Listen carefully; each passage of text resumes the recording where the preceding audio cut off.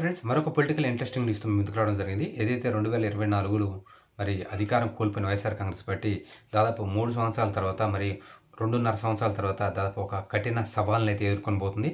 ఏదైతే స్థానిక సంస్థల ఎన్నికలు ఈ యొక్క ఎలక్షన్‌ను మరి వైఎస్ఆర్ కాంగ్రెస్ పార్టీ డైరెక్ట్‌గా ఫేస్ చేయబోతుంది.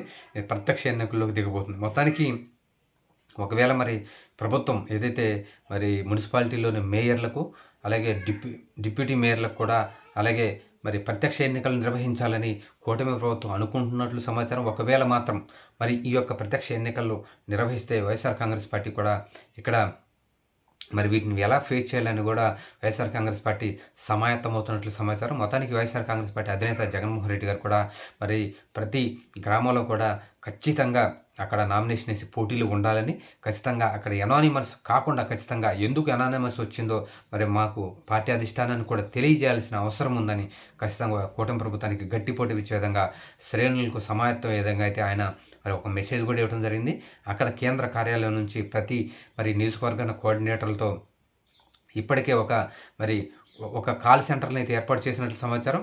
ఏదైతే రాబోయే మరి కూటమి ప్రభుత్వం చేసే ఏదైతే వారు దౌర్జన్యాలు చేసినా, అలాగే అక్రమాలు చేసిన ఎన్నికల్లో వాటిని ఖచ్చితంగా మరి మీడియాకు, అలాగే దేశవ్యాప్తంగా మరి వార్తాపత్రికల్లో చూపించే విధంగా ఖచ్చితంగా వైఎస్ఆర్ కాంగ్రెస్ పార్టీ మీడియా ప్రతినిధులు, డిజిటల్ మీడియా ఖచ్చితంగా అందుబాటులో ఉండాలని ఇప్పటికే ఆదేశాలు జారీ చేసినట్టు సమాచారం. వైఎస్ఆర్ కాంగ్రెస్ పార్టీ మరి 2022, 2021లో జరిగిన స్థానిక సంస్థల ఎలక్షన్లను మరి దాదాపు అన్ని జడ్పీ పీఠాలను కూడా అక్కడ వైఎస్ఆర్ కాంగ్రెస్ పార్టీ గెలుచుకోవడం జరిగింది. మొత్తానికి ఇప్పుడు కూడా కూటమి ప్రభుత్వం అదే వ్యూహంతో ముందుకెళ్తున్నట్లు సమాచారం. వైఎస్ఆర్ కాంగ్రెస్ పార్టీ ఏదైతే ఆ రోజు వ్యూహాన్ని అనుసరించిందో అదే వ్యూహం కంటే పదునైన వ్యూహాలను వైఎస్ఆర్ కాంగ్రెస్ పార్టీని చిత్తుగా ఓడించేందుకు ఇక్కడ తెలుగుదేశం పార్టీ కూడా మరి వ్యూహాలు పడినట్లు సమాచారం. మొత్తానికి స్థానిక సంస్థల ఎన్నికల్లో వైఎస్ఆర్ కాంగ్రెస్ పార్టీని కట్టడి చేసే విధంగా, అలాగే ఏదైతే వైఎస్ఆర్ కాంగ్రెస్ పార్టీలోని కొంతమంది కీలక నేతలపై మరి వారు చేసిన అవినీతి అక్రమాలపై ఇప్పుడు ఆ కేసులు తిరగదోడాలని స్థానిక సంస్థల ఎలక్షన్ దగ్గరకు వచ్చినాక మరి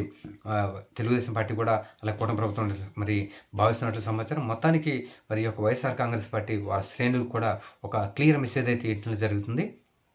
వైఎస్ఆర్ కాంగ్రెస్ పార్టీ ప్రతి గ్రామ పంచాయతీలో, ప్రతి మున్సిపాలిటీలో కూడా, ప్రతి వార్డులో కూడా మరి నిల్చోవాలని, ఖచ్చితంగా మన క్యాండిడేట్ ఉండాల్సిందని, గట్టి పోటీ ఇవ్వాల్సిందని జగన్మోహన్ రెడ్డి గారు కీలక ఆదేశాలు జారీ చేశారు.